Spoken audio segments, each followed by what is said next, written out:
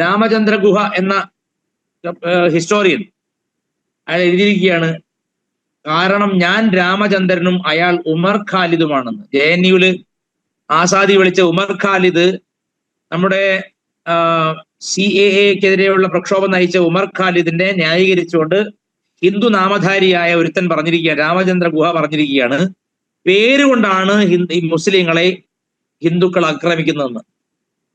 പേരുകൊണ്ടല്ല, പ്രവൃത്തി കൊണ്ടാണ്. ഇവിടെ ഈ നുസ്രത് ജഹാന്റെ പേര് മുസ്ലിം പേരല്ലേ, ഞങ്ങൾക്ക് എന്തെങ്കിലും വിരോധമുണ്ടോ? അബ്ദുൽ കലാമിന്റെ പേര് മുസ്ലിം പേരല്ലേ, വിരോധമുണ്ടോ? ഉസ്താദ് ജാക്കിർ ഹുസൈന്റെ പേര് മുസ്ലിം പേരല്ലേ, ഞങ്ങൾക്ക് വല്ല വിരോധമുണ്ടോ? അല്ലാ രാഖ മുസ്ലിം അല്ലേ, വല്ല പേരിലും പ്രവൃത്തിയിലും മുസ്ലിം അല്ലേ, ഞങ്ങൾക്ക് ഒരു വിരോധമില്ലല്ലോ. ഈ വിരോധം എവിടെയാ വരുന്നത്? വിരോധം വരുന്നത് പ്രവൃത്തിയിലാണ്. ബോംബ് പൊട്ടിക്കാനും ഇതരന്റെ ഭാര്യയെ തട്ടിക്കൊണ്ടുപോകാനും വീട്ടിലെ പെണ്ണുങ്ങളെ തട്ടിക്കൊണ്ടുപോകാനും മതം മാറ്റാനും ചെയ്യുന്ന തെമ്മാടിത്തരത്തിനെയും കുൽസിത പ്രവർത്തനത്തെയുമാണ് നമ്മൾ എതിർക്കുന്നത്. അതിനെ എതിർക്കുക മാത്രമല്ല, അവസാനത്തെ ജിഹാദിയും സ്വർഗത്തിലേക്ക് പോയിട്ടല്ലാതെ നമുക്ക് വിശ്രമമില്ല.